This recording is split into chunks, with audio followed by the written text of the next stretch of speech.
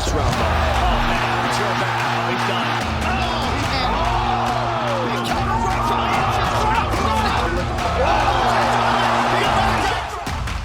What makes someone fall in love with a sport? Is it the skill required? The athletic prowess? The spectacle? Maybe for an MMA fan, it's the violence, the unpredictability, and the cultivation of various combat sports? But perhaps the most significant of all possible reasons for people to fall in love with MMA is the fighters themselves. Fell back. What's the pin?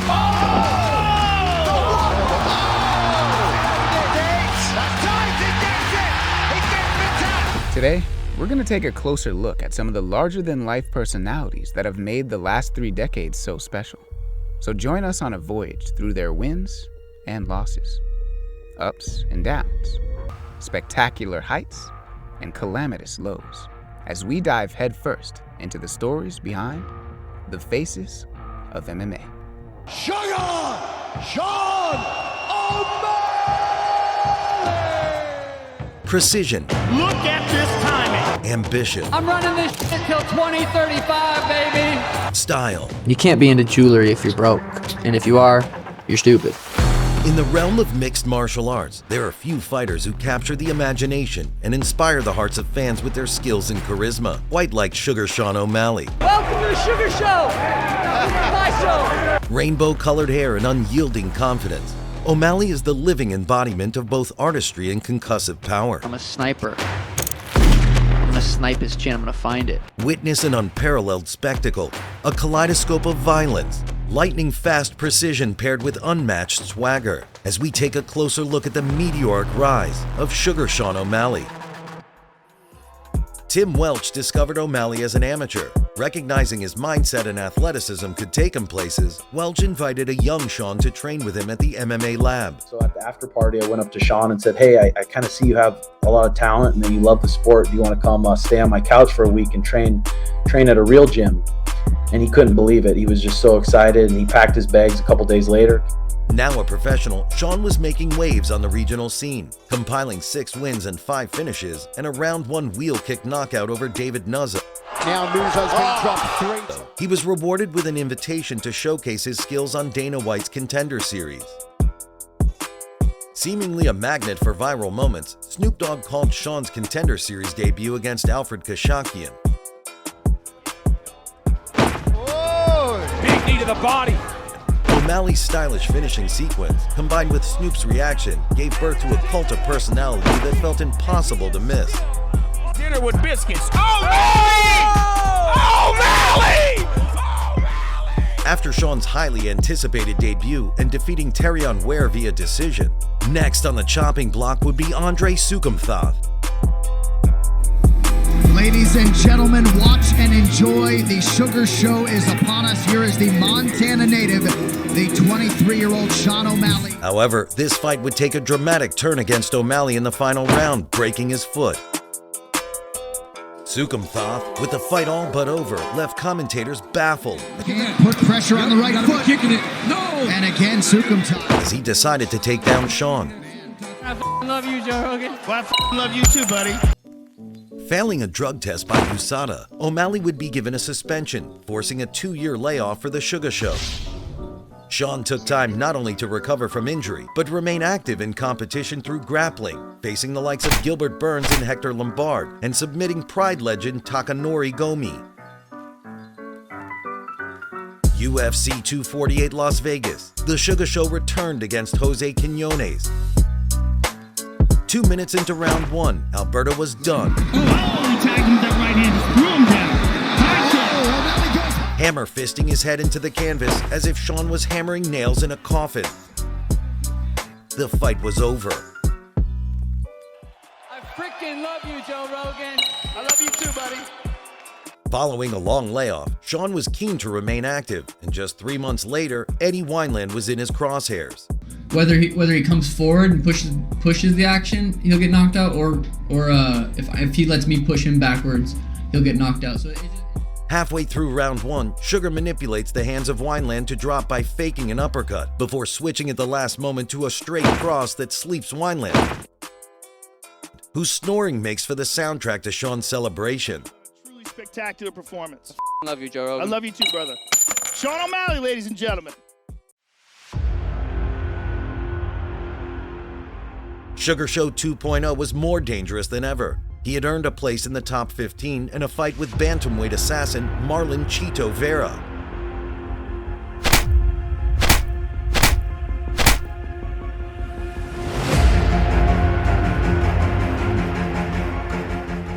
Two minutes 54 seconds into the first round, Marlon lands a strong calf kick, sending O'Malley's peroneal nerve into spasm, shutting down his leg, and unlike previous opponents, Chito took advantage. Sean, that it's a nerve issue that could recover. Unable to stand, Sean had to concede to the hellacious elbows rained down on him by Vera. Stoppage. Crazy stoppage. It was quick. I mean, it was quick. I freaking love you, Joe Rogan. I love you too, buddy. But channeling his inner Chael Sonnen didn't accept the loss. You know, I've been asked this question so many times, but it's that, you know, they ask me how I feel, whatever. I say I feel undefeated. I don't feel like I was beat because my skill set wasn't as good as his. Sean claimed the kick that caused the nerve damage was a fluke, and therefore, at least to Sugar, he remained undefeated. I was wondering that. I wonder that every time Marlon fights, why didn't open up with that perennial nerve kick. It was round 4 against Cruz, and I'm like, why is he not perennial nerve kick this guy with a big toe? Like, it just seems like a cheat code. But O'Malley did not feel like he lost, but fans criticized his refusal to accept the outcome of the fight. Keen to set the record straight, Sean returned against fellow high-profile prospect Thomas Almeida. O'Malley toyed with Almeida on a number of occasions. Sean hurt Thomas and simply walked away, seemingly unsatisfied aesthetically how Thomas fell. Like a sadistic sniper taking non-lethal shots at a wounded enemy, he waited for the right time to finish in style. And again, the hesitation. A whole new level to your game tonight. You showed improvements and you got that knockout that you wanted. Love you, Joe Rogan. I love you too, Sean O'Malley. The hype train back on the tracks, O'Malley was set to fight Chris Moutinho, making his UFC debut on short notice. Say the Sugar Show plans to be more popular in the sport than Conor McGregor. I think it's a passing of the torch. A lot of people are like, you're trying to copy Conor and stuff. It's just so stupid, but I have learned. With fans questioning if this was a step back in competition. Moutinho was tough, but ultimately never stood a chance against Sean. Teed off into the body is money. And he goes high. Oh my goodness, O'Malley. Herb Dean mercifully called an end to the contest in round 3. What is he doing? Less than 30 seconds to go. Sean O'Malley gets Cody Garbrandt hasn't won a fight since 2012. Peter Yan is petrified. Dominic Cruz is ducking me. Bob Braun, where you at? Hello, darkness, my old friend. Next, O'Malley would face fellow Contender Series alumni Raulian Paiva, and a top 15 ranking was on the line. In the closing minute of round 1, Sean spins Paiva's head round with a piston cross, dropping him to the floor. Once back on his feet, Sean's relentless pressure overwhelmed Paiva, and with a final flurry of punches, Jason Herzog saved Raulian from the assault. I love you, Joe Rogan. I love you too. Sugar Sean O'Malley, ladies and gentlemen. Now knocking on the door of the top 10, Pedro Munoz was seen as a nightmare matchup for Sean. A black belt with punishing leg kicks, perhaps the Brazilian would be the kryptonite to halt the prospect's rise.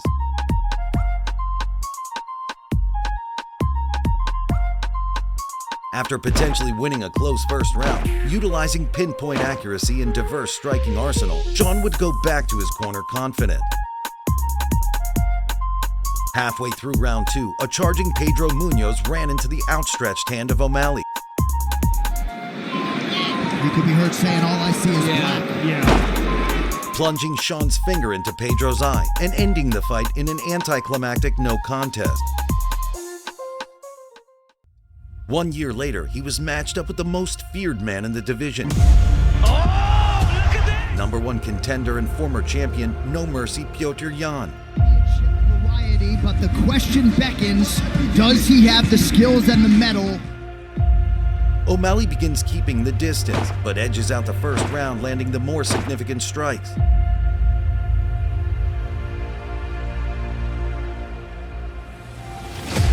Round 2 saw Petr take advantage of his grappling edge and repeatedly taking Sean down. Entering round 3, most scorecards giving each fighter a round apiece. With a title shot on the line, however, the Sugar Show must go on.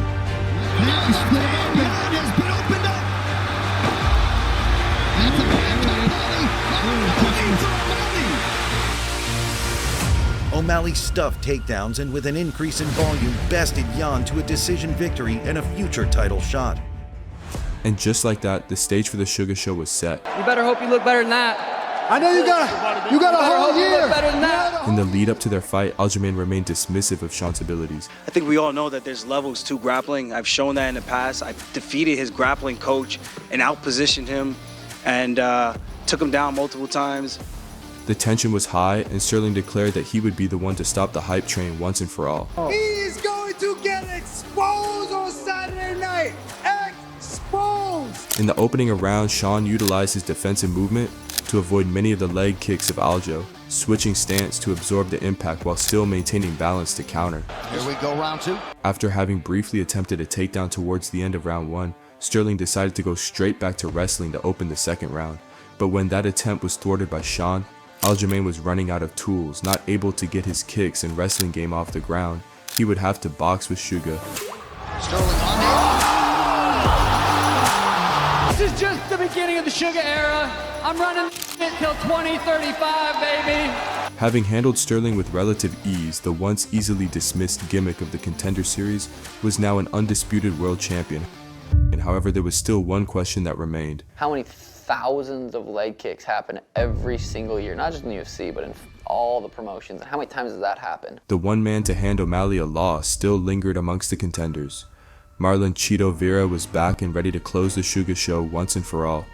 I'm ready to become a world champion, and I put in work through the years, and this is my time, it's my moment, and this guy. Eager to show that their first encounter was a fluke on Cheeto's part, Sean put on a striking clinic. Outstriking Cheeto 2-1 whilst being twice as accurate, O'Malley cruised to an easy victory, leaving Vera badly beaten. I literally, truly always knew I was better than him. It never bothered me once that fight played out like that. Having defended his title for the first time against the only man to have beaten him, it becomes harder and harder for Sean's detractors to dismiss him as just another Dana White industry plant. So who could best O'Malley at this point? Perhaps if Aljamain had committed to wrestling more, he could have had more success. So what about a teammate of Aljo, who holds the record for the most takedown attempts in UFC history? Someone with a relentless gas tank that breaks even the most hardened of fighters. Someone like Merab Dvalishvili.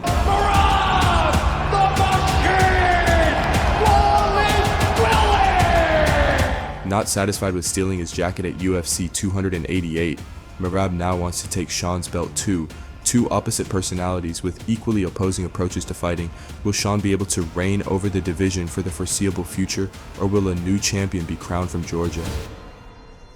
A remarkable rise through adversity and doubt, O'Malley has silenced his critiques and emboldened those drawn to his infectious personality, leaving us with but one question: what will be the next twist in the SUGA Show?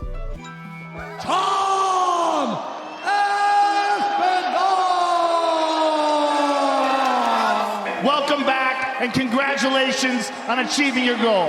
Last thing.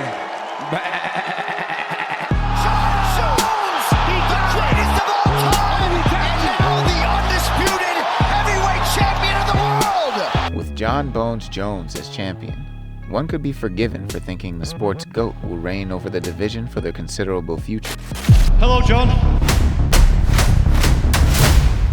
Do you really believe that Tom can beat John Jones? Oh, hell yeah. However, with his retirement on the horizon, the weight class balances on the edge of chaos. I want to save my intelligence and my brain for my kids, raising my kids, and for future business. So I believe that I only have a few more fights left in me. John's list of desired opponents before hanging up the gloves was small. But one fight he desperately wanted was the heavyweight legend Stipe Miocic. I'm going to not only beat Stipe Miocic, I'm going to finish Stipe Miocic before the championship rounds. However, Jones would be forced out of the fight due to injury. You know, Jon Jones was training last night, got injured, he was wrestling, and he tore the tendon that connects your pec to the bone, off the bone. And a replacement bout was made for the interim title. This fight came about by me getting a phone call at 6 a.m., 2 weeks out from the date. They called me and told me that Jon Jones got injured, so me and Pavlovich got put together for the interim title. Having demolished Sergey Pavlovich at UFC 295, Tom Aspinall has put himself in prime position to face Jon Bones Jones to unify the heavyweight belts. I've got a lot of respect for Jon Jones. I think Jon Jones is one of the best. As do I. He's one of the best fighters ever to grace the octagon. But I think I can beat him, yeah? And sideline Stipe. Stipe is absolutely fucked. There's no way he's going to fight Jon Jones anytime soon. He's lost a lot here, hasn't he? He's lost the shot at regaining the belt. He's lost the shot at fighting heavyweight Jon Jones, proving that he can beat that man. Is this the most catastrophic thing that could have happened for Stipe? Now poised to shock the world once more, we examine why Aspinall could not only save the division in the future, but why he could turn the MMA world on its head, should he be the man to finally break bones. Aspinall entered into the UFC with a 7-2 record, the majority of his fights taking place in Bama and Cage Warriors, where he gripped the UK fan base with his incredible speed and shocking athleticism. I am extremely impressed with Aspinall's boxing. I like the way he moves. I like the way he goes to the body. I like the power that he has. He then kicked off his UFC career with 2 rapid knockouts over Jake Collier. Not only finding straight. Oh! What a finish! That's it! Wow! And Adam Baldo. I will say one thing about the MMA factory. There's a lot of big Brazilian Jiu-Jitsu black belt. I mean, I'm always dangerous, mate. I've got some serious power in my hands, so I can knock anyone out at any time. And after submitting former champion Andrei Arlovsky, On a minute. I'm used to people. Look at that, it's over. Let's go right under the chin. A tap quickly for Arlovsky. Andy Aspinall Jiu-Jitsu, baby. And now you got a young athlete that's undefeated in the heavyweight division that is not only winning, finishing people, now he's put Spivak behind Arlovsky. He is beating former champions. He's beating great guys, and he looks to be the next big heavyweight star in the UFC. he burst into the top 10 with victories over Sergey Spivak, Very fast hands.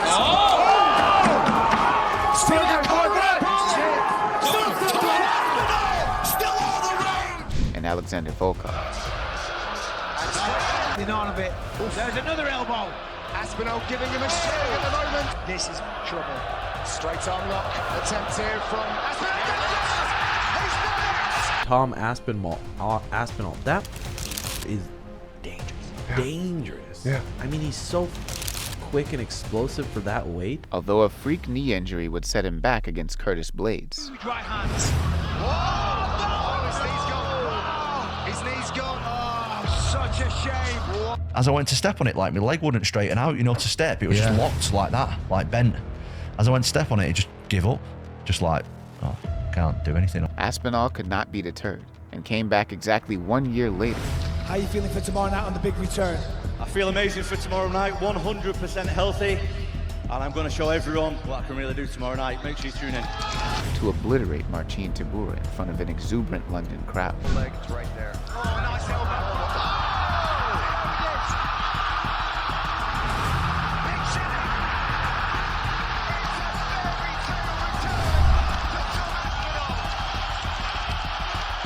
I knew he'd beat him, but not like this. I mean, it was even competitive. And just what he's been doing lately, man, the guy is such a savage. I'm going to go to Paris. I'm going to be sat front row for Cyril Gane against Sergey Spivak. I'm going to beat the winner, and then I'm going to beat Jon Jones. Jon Bones Jones is considered by many to be the greatest fighter the sport has ever seen. Jon Jones is a bad guy who's trying to be a good guy.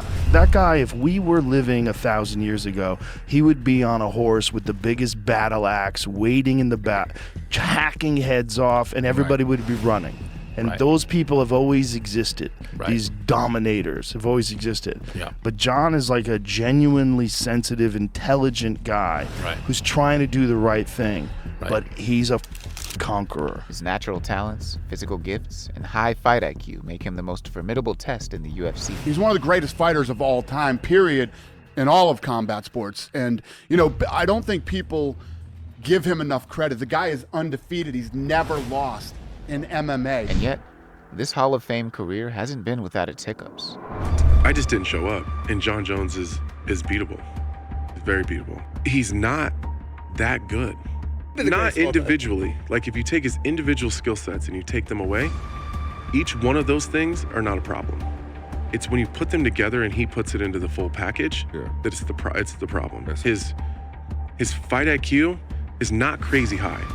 He's well coached and he does what he's told very, very well. On the rarest of occasions, we've seen cracks in the double champ's armor. His face. Gustafsson with the takedown. First time in the UFC. To land these hard leg kicks. Oh, big combination by Gustafsson.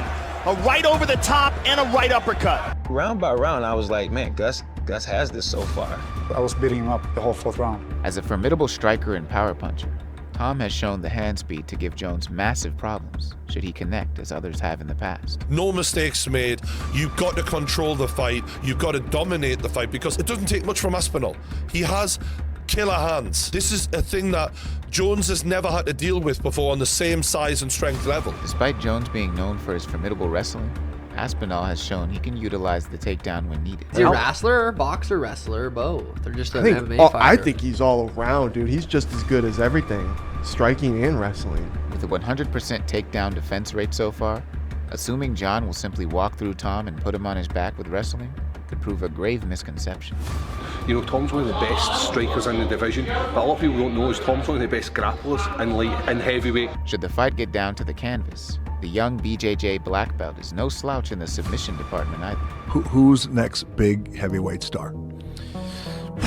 Tom Aspinall, the guy who Of just course, won just the won. interim title. He's Yeah. phenomenal. The next advancement of the evolution of the sport. How so? Well, because he can do everything. That guy's got elite jiu-jitsu. He's got elite takedowns. His Yeah. striking is outstanding. Heavyweight, compared to other divisions, has always been home to older fighters. Speed and reflexes more often give way to strength and experience.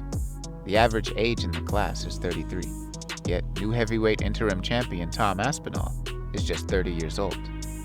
Should he continue the trend of heavyweights getting better with age, it's reasonable to believe that he could sit atop the division for some time. I feel like you're the best heavyweight in the world, and I know this will be viewed as a shot at other people, but this division is splintered because of Francis, because of Jon, and now because of you. And you're the young guy, you're the guy who just did that to Sergey. I hate this interim title, and it sounds to me, the question I was gonna ask you was, are you viewing yourself as the heavyweight king right now? Not the interim heavyweight king, the heavyweight king, period. I am the best active heavyweight in the world right now in MMA. That's a fact. Should he manage to finally dethrone Bones, Aspinall would have already beaten 5 out of the current top 10, leaving only Gane, Almeida, Blades, and Tuivasa. All great fighters, but all have one-dimensional skill sets with glaring weaknesses that the young champion could exploit. Some people have compared him to Frank Mir. You know, I think he's a little bigger than Frank Mir. I think he's faster than Frank Mir. Maybe he's not as good with his offensive submissions quite yet as Frank Mir in a mixed martial arts setting, you know? But where's the point of comparison in modern day MMA? The only other well-rounded fighter left at the top of the heavyweight division is former champion Stipe Miocic. He is the most accomplished heavyweight champion in the history of this sport. He's the only guy to ever defend the title 3 times. This guy's a beast. He's knocked out Fabricio Verdum, knocked out Alistair Overeem, knocked out Junior Dos Santos, and beat Francis Ngannou. He's a man who's beaten the best of the best that they put in front of him. Arguably the greatest heavyweight of all time, Stipe was set to settle that argument until injury forced Jones to withdraw. Should Aspinall beat Jones, Stipe would surely be soon to follow. Despite having an impressive resume, Miocic is already 40 years old.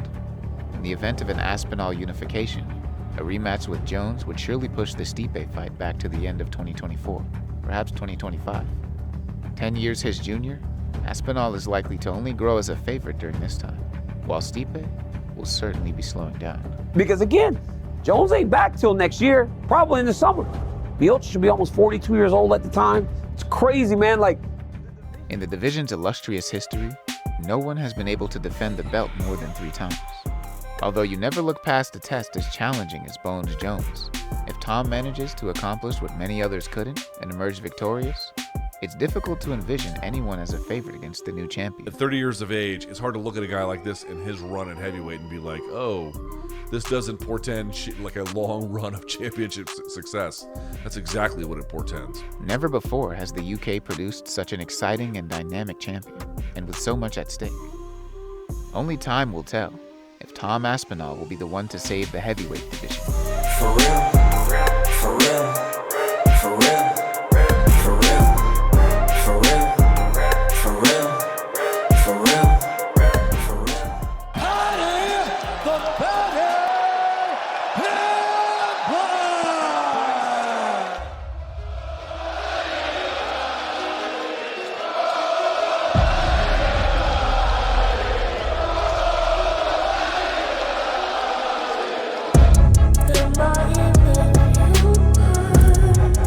Having defeated Tony Ferguson at UFC 296, Paddy the Baddy Pimblett is poised to fight for a UFC ranking in his next fight. I'm a Scouser. We don't get knocked out. Known not only for his Scouse wit, Pimblett's pedal-to-the-metal approach to fighting is undeniably thrilling for fans. So what makes the Baddy so controversial? Why is he equally loved and hated by the MMA community? And what makes Paddy Pimblett the hero we don't need?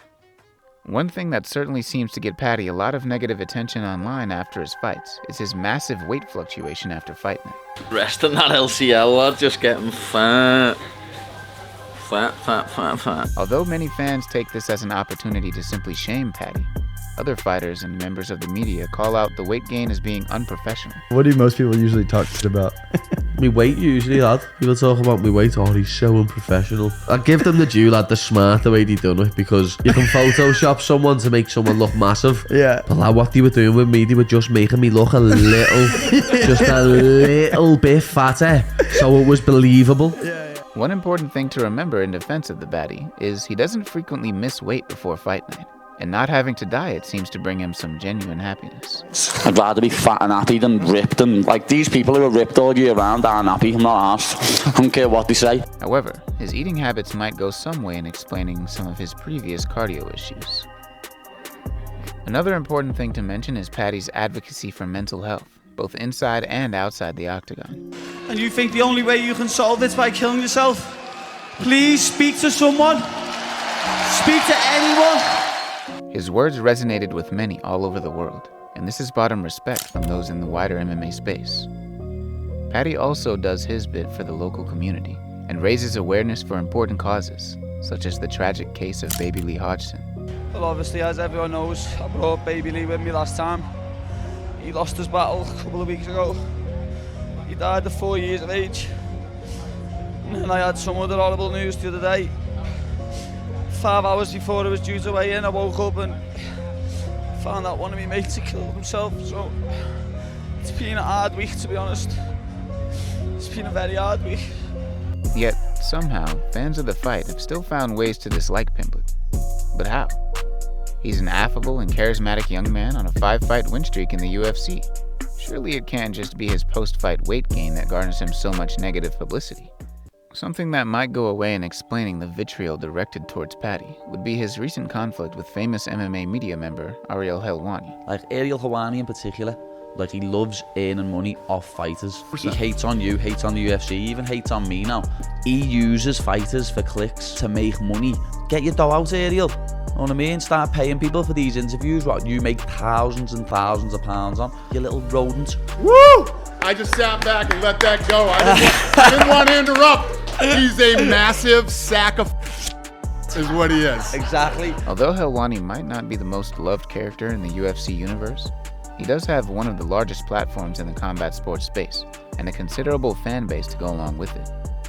Not without his flaws, Ariel has undoubtedly been an integral part of the media covering the sport since day one. 31. How old were you in 2001? You were in 4th grade when I was talking about MMA, when I was hosting an MMA show, when it wasn't even cool, when you were probably going out there, you know, taking 2 bottles of Modelo's and smashing them together, causing trouble. I was campaigning and fighting for this sport to be covered by people when you didn't even know what MMA stood for. Considering this, it seemed peculiar when Paddy chose to call out Helwani for not paying fighters for the interviews he conducted with them. and even went on a slanderous tirade to Dana White about the MMA broadcaster. You're doing it for exposure. No, you're not. You're doing it to put money in your pocket, Ariel, you little rodent. Although it might be difficult to call what Helwani does during the MMA hour journalism, he is correct in that paying someone for an interview would certainly go against someone's journalistic integrity. Of course journalists make money. Of course we get paid to show up and cover things and talk about things. Many saw this as an unjustified lashing out from Pimblett, and both he and his questionable manager, Graham Boylan, received their fair share of backlash online from fans. However, the repulsion many have for Paddy isn't just because he and his manager don't understand how journalism works. There's certainly much more to the story.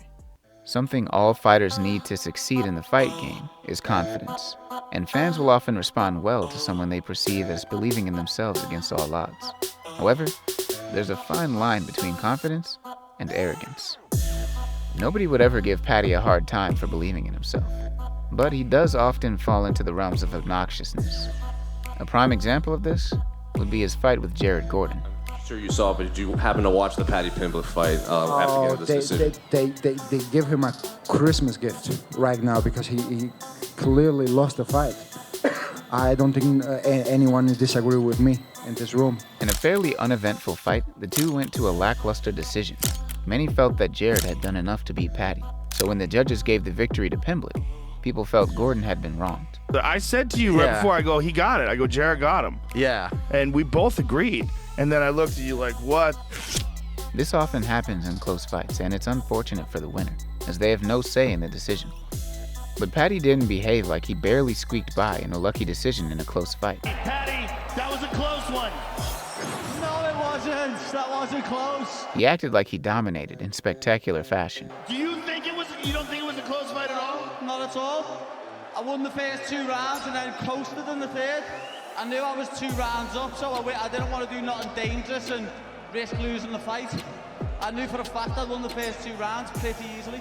He even chose to double down on his fallout with Helwani by making a joke with Joe Rogan that led to one of the most awkward moments the Octagon had ever seen. Have you consulted me manager and see how much you're paying me for this interview? Famously, in 2021, Tony Ferguson pointed out that Michael Chandler had been given more than his fair share by the big boss. And you said no, man. I'm gonna be real. You got the handed to you. You got Dana White privilege. Tony. Part of the reason the statement hit home for many was because Tony was a much-loved fan favorite for almost a decade and clawed his way to the top. Despite putting on some of the best fights of all time and amassing the longest win streak in the division's history, Tony never got his shot at a unified world title. Meanwhile, Michael Chandler had only just joined the organization and was given a title shot after just 1 win over Dan Hooker, because his clout promised to make Dana more money. Now, this privilege isn't really the fighter's fault, but how they chose to react to their fortunate position very much determines the fan reactions to them. Alex Pereira and Shavkat Rakhmonov have all received a push from Dana, but fans accept them as humble and passive benefactors. However, fighters such as McGregor, Colby Covington, and Paddy have all received backlash because fans felt that they failed to realize Dana wasn't giving them better opportunities and more promo because of their fighting prowess, but because their brash personalities could make him more money. I'm coming for the money, you piece of shit. Many hardcore fans resent this cycle as it stifles genuine talent in favor of those who can get the most clicks. Despite his acquisition of Dana White privilege, many fighters like Sean O'Malley have managed to shake off this image through real achievement at the elite level, something that Paddy has yet to do. Another example of Paddy getting what many would consider an undeserved boost was the massive deal he signed with Barstool Sports for $1 million.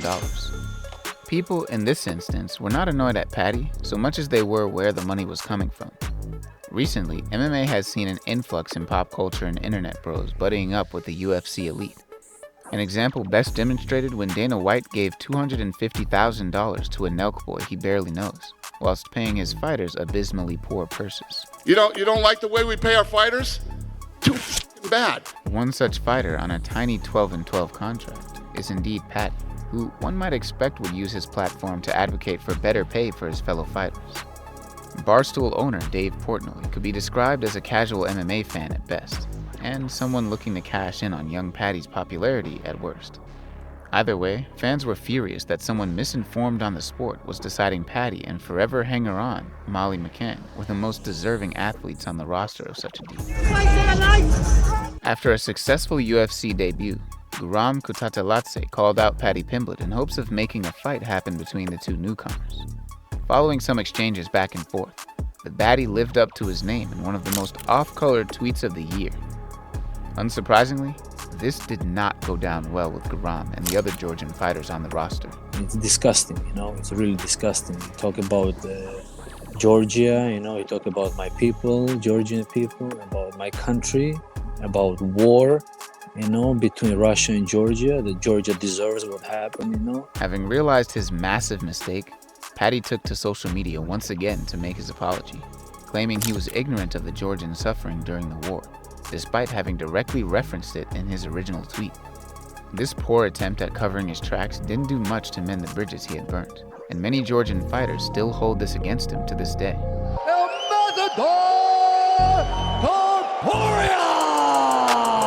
Started jumping, what a day.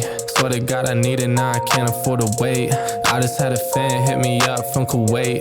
Told him this would happen and we not a minute late. In a spontaneous meeting between the two, Ilya sought out to confront Paddy on his comments regarding the Georgian people.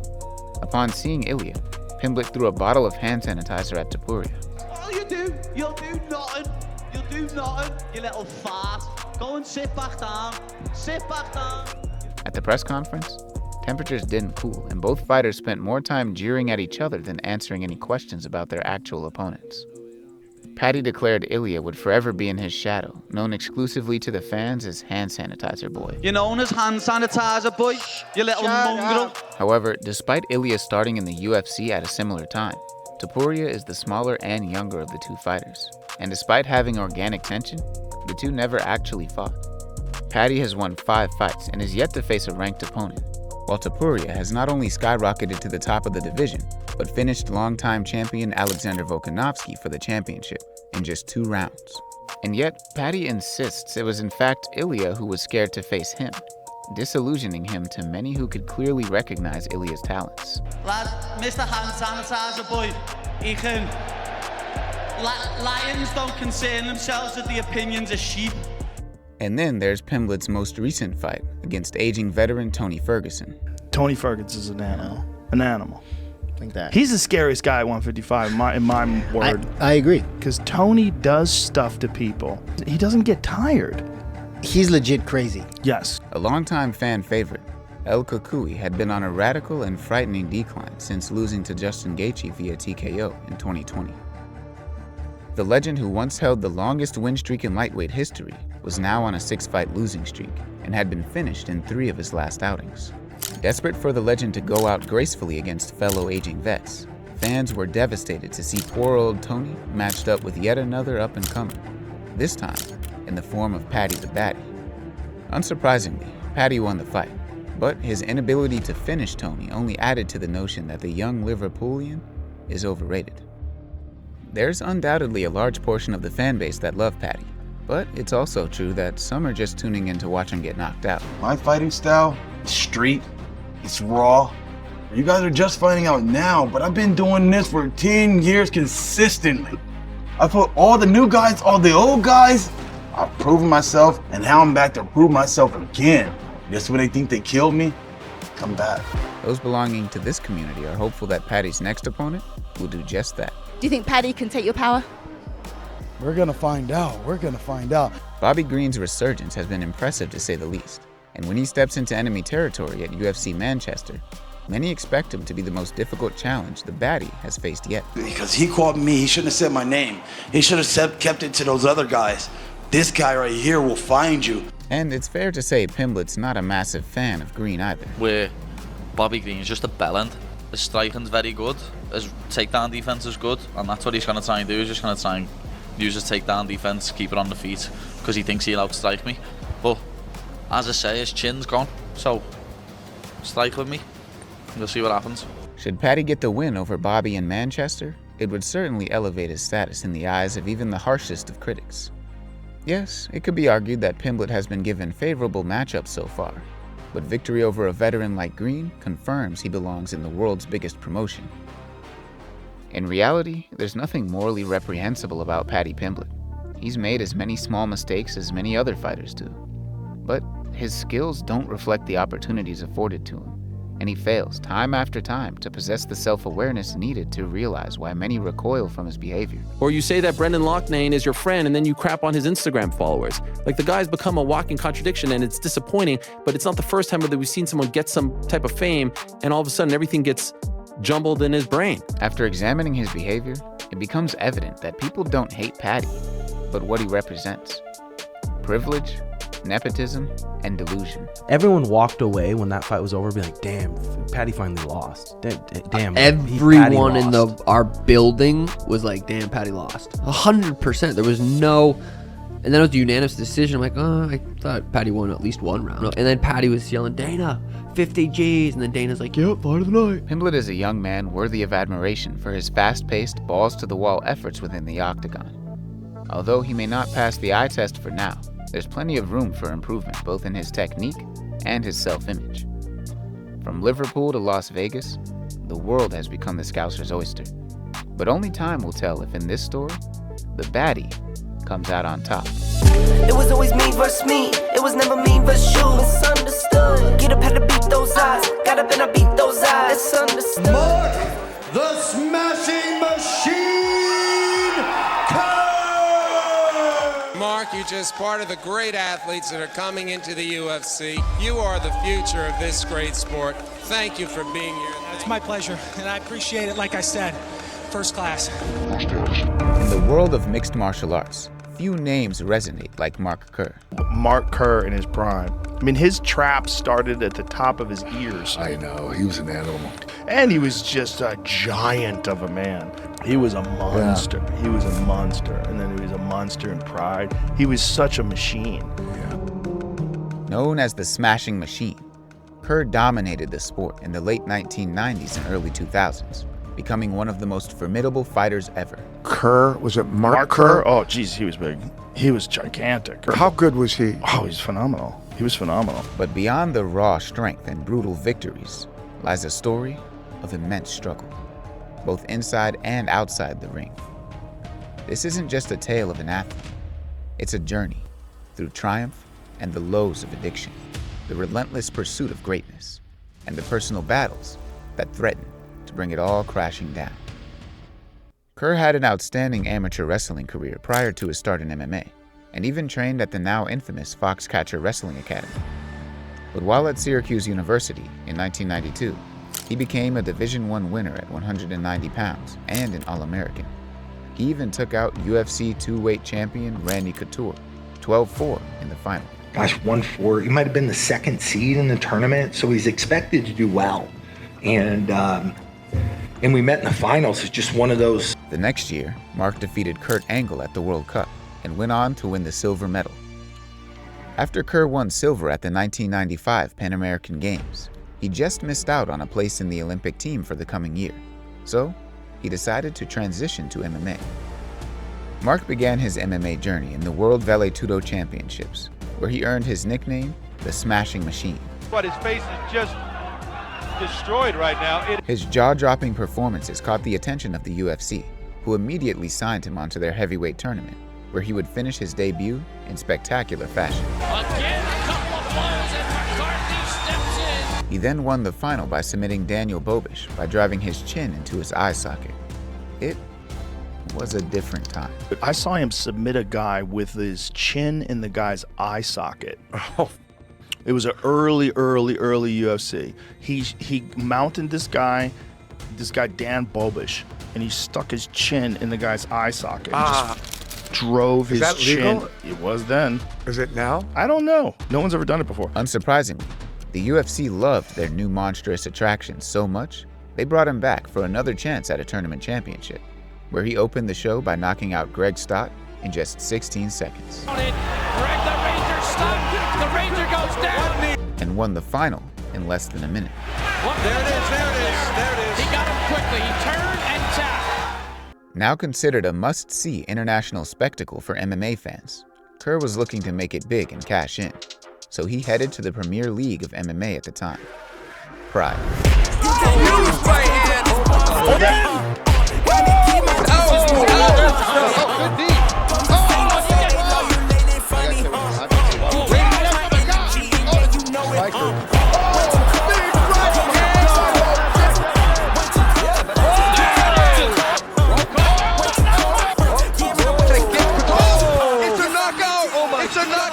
Kerr's journey in Pride got off to a great start, beating Branko Cikatic, Pedro Otavio, Here we go, here we go. Here we go. and Hugo Duarte with relative ease.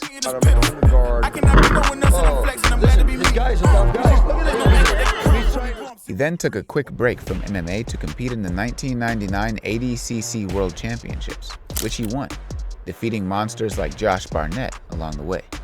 He then returned to Pride to defeat Nobuhiko Takada with a Kimura. Bad position. And Mark seemed on top of the world. But it wasn't all glitz and glamour for Kerr once he arrived in Japan. Behind the scenes, a darker tale was unraveling. At this point, Kerr's style was so effective, he started to experience what's sometimes known as the Mike Tyson effect. Sure, fans adored his dominance, but both Kerr and Mike had ended fights so quickly, the promoters felt they weren't getting their money's worth.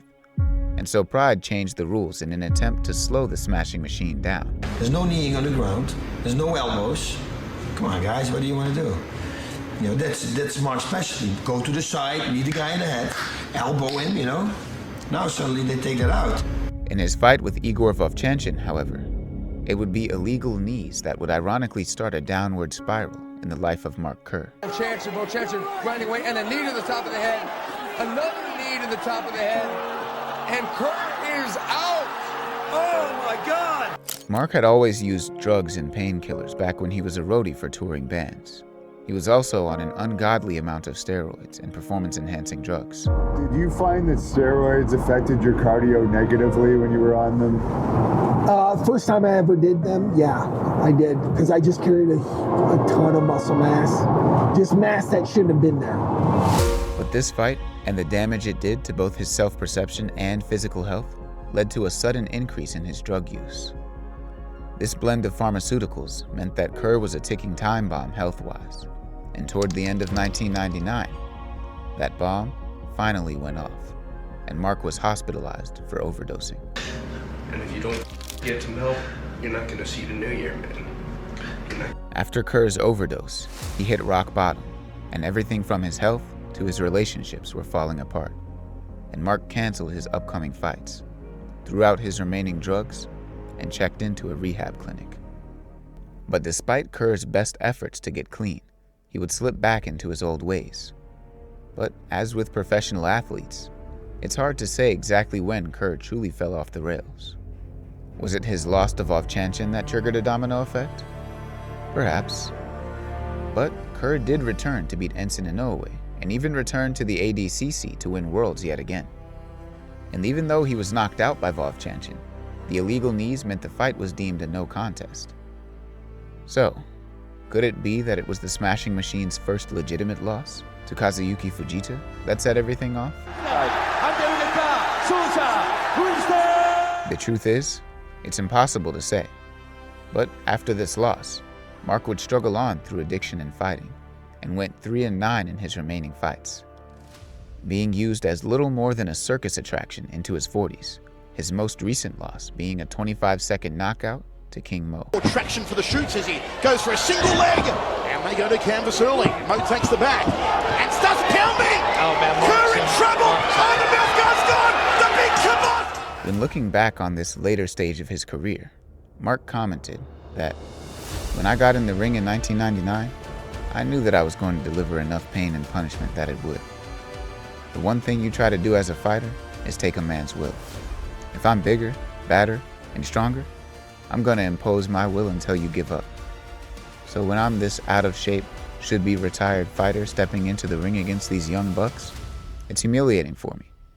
Kerr finally retired after this fight, and 6 years later, he was working at a Toyota dealership. Although there's nothing wrong with working in a car dealership, it's not an occupation one might expect from a two-time UFC champion.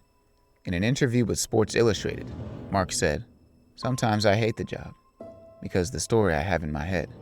Some of the customers that come in to talk to me have no clue what I used to do for a living." The Smashing Machine! In 2019, It was revealed that Kerr had been battling peripheral neuropathy for the last 3 years in a GoFundMe to cover his medical expenses that neither his insurance nor the UFC was willing to cover. Few fighters better exemplify the brutal nature of the fight game, quite like Mark Kerr, an unrewarded gladiator whose reputation exceeded his reality.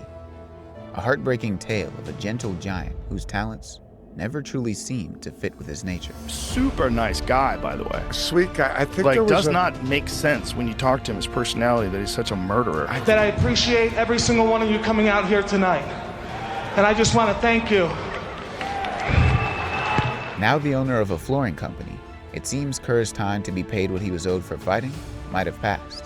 But it's not too late. There's still time for the world of MMA and its community to do right by Mark. And hopefully, one day, we can rebuild our once treasured, smashing machine. Chael, the American Gangster, Sonnen. You imposed your skill set. You did everything you wanted to do. How happy are you with your performance tonight? Anderson Silva, you absolutely suck. When it comes to magnetic MMA personalities, few have captured the hearts of fans quite like Chael P. Sonnen. Chael Sonnen is one tough dude. He likes to beat up his opponents and demoralize them. And all I gotta say is, when you're the greatest fighter in the world, they got the name for you. They don't call you a great fighter, they call you Chael. You're damn right. Beat him. And behind all the talk lay genuine skills that carried a professional career all the way up from the Pioneers era to the modern day. He's a mad dog. He'll fight anybody. He's a crazy dude. Oh! Big shot by Chael Sonnen. This is where Chael Sonnen shines. Chael Sonnen with the victory! Despite being known for his quick wit and sharp tongue, Do you really believe that Minotauro thought that a bus was a horse? That happened. Chael is finally back out of retirement for one more fight. Oh, Anderson, yoo-hoo. It's me again. Born April 3rd, 1977, in what Chael would describe as, You haven't been to the mean streets of Westland, Oregon. he began wrestling at the age of 9 and earned All-American honors, was a 2-time Pac-10 runner-up, silver medalist at the 2000 Greco-Roman World University Championships, and was a 2-time Dave Schultz Memorial winner. Chael's father had a massive impact on his life, encouraging his son to pursue any combat sport that he took to. I wonder, would you have found this without your dad's interest? Yeah, I don't know. Probably not. And was he super proud to watch you fight? Yeah. He was. Yeah. Sonnen started his mixed martial arts career in 1997 at the age of 19 by defeating Ben Haley.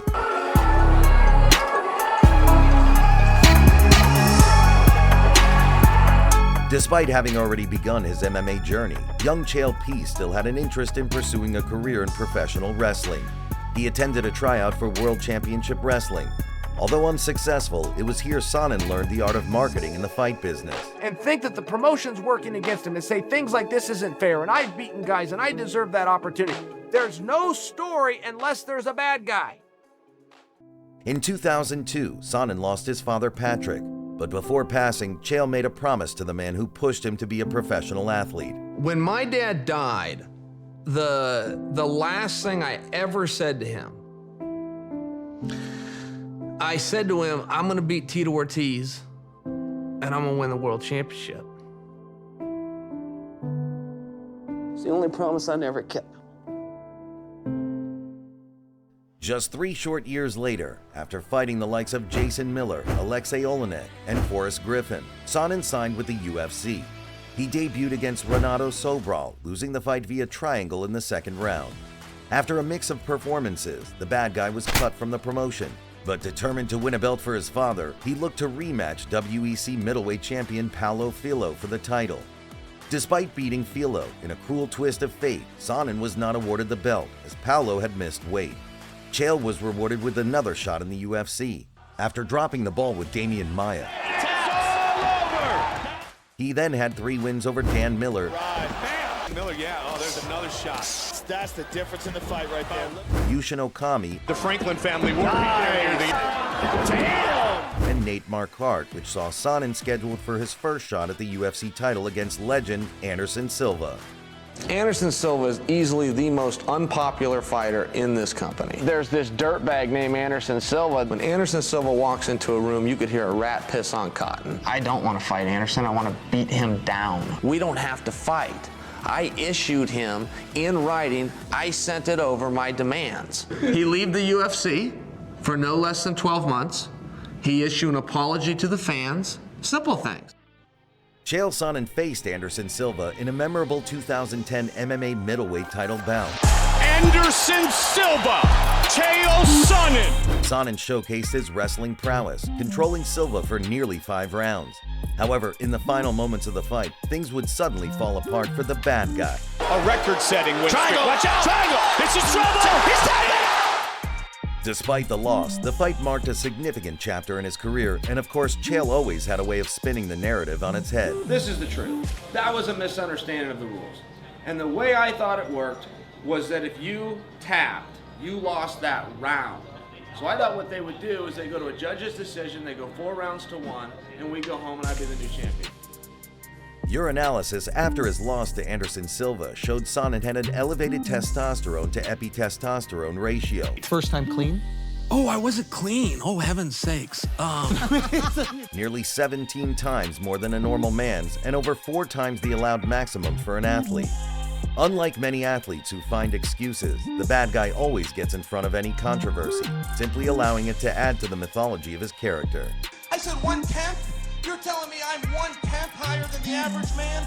Retest that. You must have caught me on a low day. That's what I told them to feast their eyes and fantasize. I offer no apology. That's testosterone, ladies and gentlemen. Many fighters often tout the phrase anybody, anywhere, anytime. But it's often taken with a grain of skepticism. Whether a journeyman or a champion, be it injury tolerance, weight constraints, or short notice matchups, everyone has their limits. Enter Chael Sonnen, an exception. And my whole thing, I would say whatever I wanted about a guy, but no matter what, any guy, any weight class, and any night, I would show up. It would not matter how sick I was, I would leave that locker room on time every time. I have never missed a competition. I've been doing this since I was 9 years old. From middleweight to heavyweight, it mattered little if you were John Jones, Anderson Silva, or even a 240-pound Fedor. Sonnen welcomed challenges, even when victory seemed unlikely. This fearless approach prompted him to leap weight classes, squaring off against the legendary John Jones in 2013. But there's been some times when I've left the locker room and known I was a lamb. Yeah, going to slaughter. Yeah. Can you name who? I did not think I was going to beat John Jones the night that I fought John. First round, John Jones! Life wasn't all that good to Chael, as he would be suspended after the Jones loss for PED use and took the time to focus on his personal life, marrying his long-term partner Brittany later that year. Tragically, in extremely unfortunate circumstances, Chael's first daughter passed away in 2016. Justifiably, Chael and Brittany kept much of the situation private.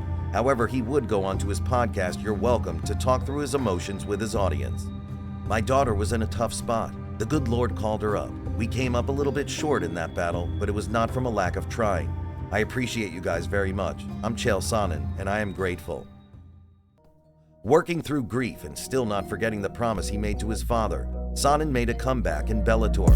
This transition marked a new chapter in his career as he continued to bring his charismatic persona and fighting skills to the Bellator promotion. Tito always says I'm using my mouth to get my opportunities. The only person I know that made money using their mouth is his ex-wife. Sonnen's presence added excitement to the Bellator roster and went hunting for legends in the new organization. You want to touch gloves, touch them now? Good.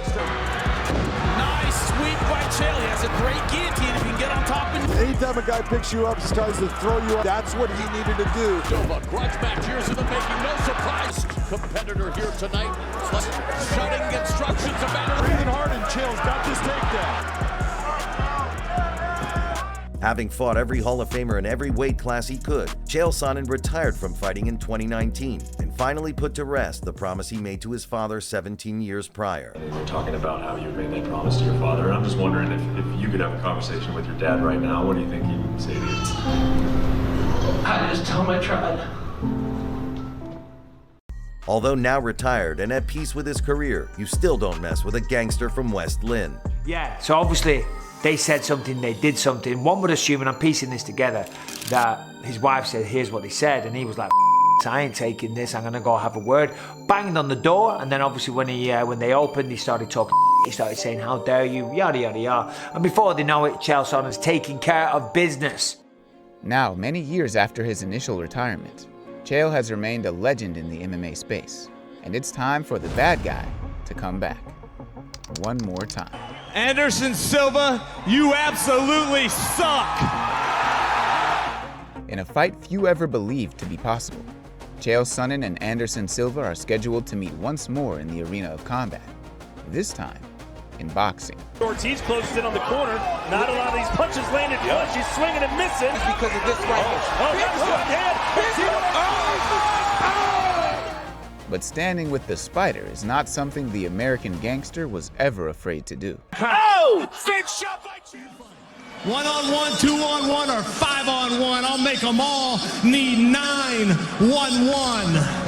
When we consider what is expected of our heroes, we want them to step up to a challenge, no matter the odds. We want them to be charismatic and humorous, even in the face of adversity. Most of all, we want them to be human. If people don't participate for the fear of failure. Guys, who cares about that stuff? Don't get caught up in fear of failure. You'll miss out on everything.